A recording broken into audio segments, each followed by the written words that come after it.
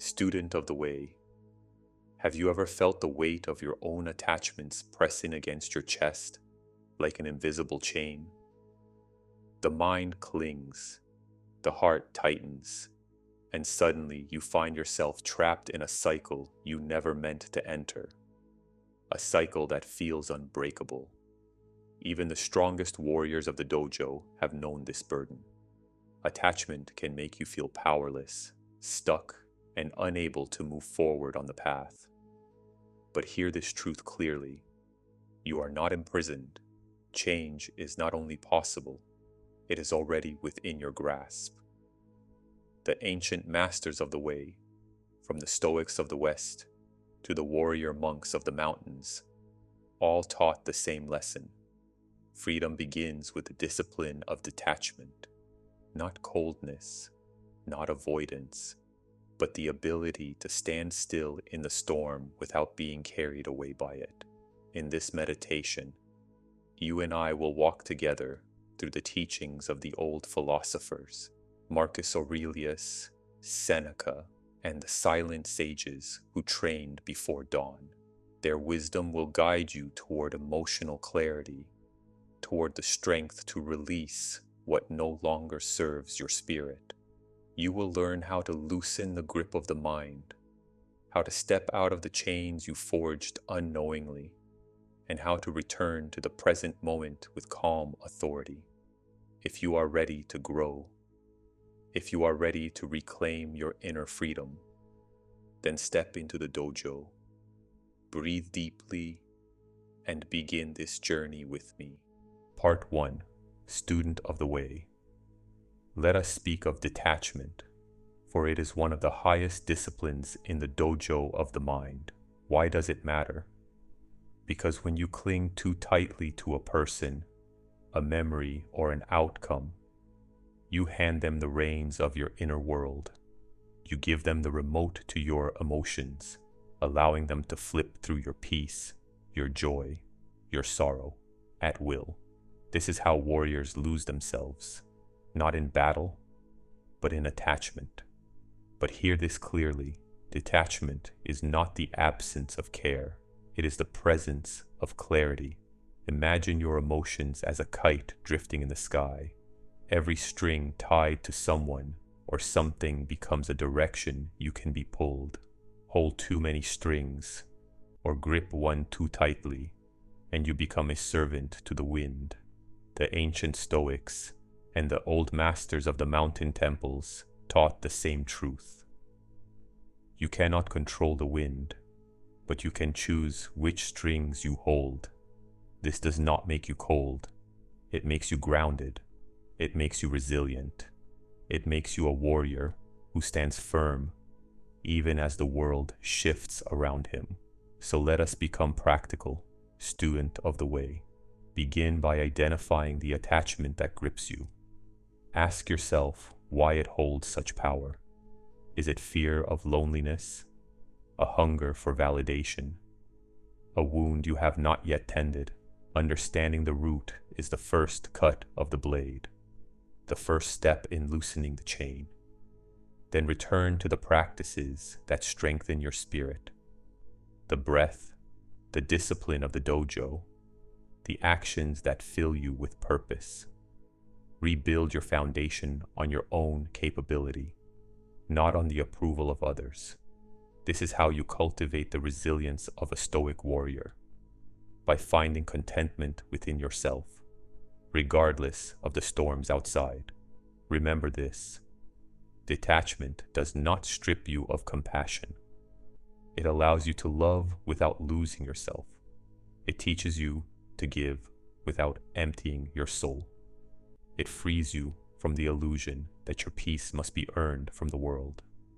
And this practice extends beyond people. It applies to outcomes as well. Strive with excellence, but do not chain your worth to results. When you detach in a healthy way, you reclaim your freedom. You allow life to move through you without anchoring your spirit to any single moment or person. Detachment, in its purest form, is liberation. It is the warrior stepping out of his own shadow. Part 2. Student of the Way.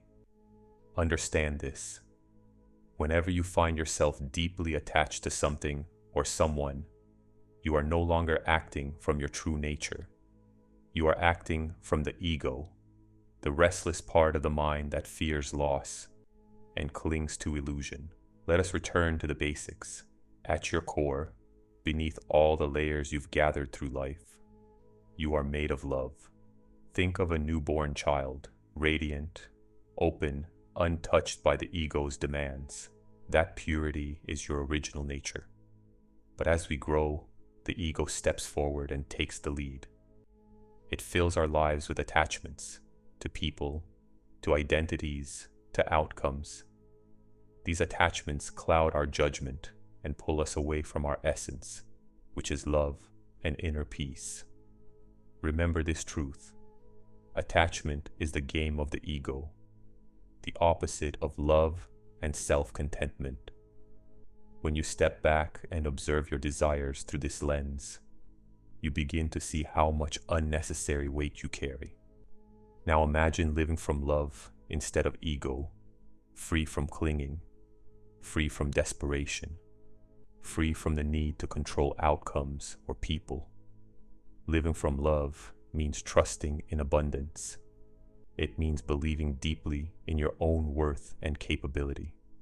It is not wishful thinking, it is inner strength. This shift empowers you to let go, to see attachments for what they are, anchors that keep you from exploring the vast ocean of your potential. So how do we begin to release these anchors? First, acknowledge the attachment. See it clearly as a creation of the ego, seeking safety or validation. Next, shift your perspective. Understand that your worth is not tied to this attachment. Your essence, your core, is already enough. This understanding takes practice. It is a deliberate choice to value inner peace over external approval. Then, embrace abundance. When you release the fear of loss, life often returns more than what you let go. Detachment does not mean you care less. It means you see more clearly. It means staying true to your essence, letting love guide you instead of fear. The journey of detachment is a shedding, a gentle removal of the ego's layers until the resilient, love-filled soul beneath is revealed. It is walking forward with lightness, free from the burdens of clinging, ready to welcome new blessings with open arms and a steady heart. Part 3. Student of the Way. The ego is a master of illusions. It whispers that you are not enough, that others walk brighter paths, that someone else holds a life more worthy than your own. And when you believe this lie, you begin to cling to others for validation, placing them on pedestals as if they possess something you lack. But when life strips us down to our essence, we see the truth clearly. No one holds a special ticket. We are all equally vulnerable, equally human, equally sacred. To walk the way, you must confront this illusion head-on, see it for the mirage it is, and refuse to let it distort your perception of yourself or others. Let us speak of confidence and inner healing. It is not only acceptable, it is necessary to remind yourself that you are unique, capable, and worthy. This nurtures the inner child, strengthens the spirit, and restores balance within the dojo of the mind. But this confidence must never separate you from the collective human experience. Every warrior walks a different path, yet no path is superior. We are threads woven into the same tapestry, each one essential to the whole. Now, when it comes to relationships, the ego often traps us in a mindset of lack, the fear that someone is irreplaceable, the fear that losing them means losing ourselves. This fear is the ego's voice, whispering scarcity and limitation. But emotional detachment is not coldness. It is the recognition of abundance, the understanding that love does not require possession. Someone may be special to you, but your completeness does not depend on their presence. This realization frees you. It allows you to love without clinging, to care without collapsing, to give without losing yourself. The Stoics taught us to focus only on what we can control: our perceptions, our actions, our will.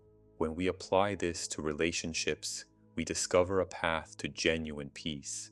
Everyone we meet plays a role in our journey, just as we play a role in theirs. But no role is indispensable. No person is the source of our worth. By internalizing this truth, we cultivate emotional strength, the kind that allows us to face life's uncertainties with grace. This is how we shed the illusions of the ego. This is how we embrace the liberating truth of our shared humanity. This is how we walk the way with clarity and resilience. Part 4. Student of the Way. Detachment is not theory. It is practice. And practice begins with the willingness to let go, to release past experiences, past relationships, and past versions of yourself that no longer serve your path.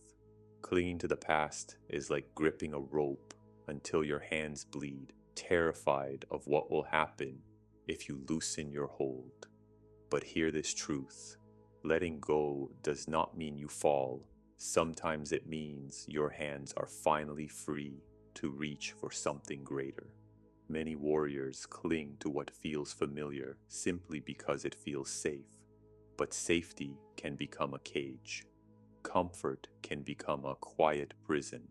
And holding on to what no longer aligns with your spirit closes the doors that new blessings are trying to walk through. There is another trap the ego sets: the fear of missing out. FOMO is the illusion that everyone else is living a better life, walking a brighter path, experiencing something you are not. But what you see is not truth. It is a curated image, a polished moment, a highlight reel. When you stop watching the stories of others and return to living your own, the illusion loses its power. Not knowing every detail of someone else's life is not a loss. It is presence. It is freedom. It is the beginning of your own story unfolding. Attachment to a false image of happiness makes letting go feel impossible. You see others shining from a distance and fear you will never have what they have. But remember, grass only looks greener from afar. Up close, every field has its shadows, its imperfections, its struggles. Chasing someone else's life is like running toward a hologram. No matter how fast you move, you will never reach it because it was never real. Detachment is not the abandonment of happiness. It is the reclaiming of it. It is defining joy on your own terms, not through comparison or illusion. So follow the Stoic principle. Focus only on what is within your control: your thoughts, your actions, your growth. This is where your power lives. This is where your freedom begins. No opinion, no past relationship, no filtered image of someone else's life has the authority to define your worth. This understanding becomes your armor. It allows you to walk forward unburdened, open to the unpredictable beauty of life, and ready for the genuine connections waiting ahead. Remember, student of the way, letting go is not an ending. It is a courageous step toward the life you were meant to live. Part 5. Student of the Way. Let us speak of happiness and where true value is born. For when you understand this, unnecessary attachments begin to fall away, and emotional freedom becomes possible. True value does not come from another person's presence, approval, or attention. It comes from within, from your character, your wisdom, and the way you walk through the world. The greatest companionship you will ever know is the one you cultivate with yourself. When you believe your happiness depends on someone else, you hand them the key to your peace. Your worth rises and falls with their moods, their choices, their attention. This is how the ego traps you, shrinking your vast potential to the size of another's opinion. But imagine realizing the sky has always been open. Imagine spreading your wings without waiting for permission. This is the liberation of self-reliance. Detachment is not pushing someone away. It is returning to your essence. It is choosing growth over neediness, strength over fear, clarity over clinging. Think of your inner world as a garden. You do not beg a single flower to bloom. You tend the soil, water the roots, and trust the process. In nurturing yourself, you create a garden that flourishes regardless of who chooses to walk through it. This is happiness that is resilient, independent, and deeply rewarding. So how do we walk this path of emotional detachment? Begin with the understanding that you are complete, with or without someone's affirmation. Your journey is about discovering the vastness of your own sky, learning to enjoy the freedom of flying alone when needed. Embrace the wisdom of the masters. Focus only on what is within your control, your thoughts, your actions, your growth. Anchor your emotions in the steady ground of your own being.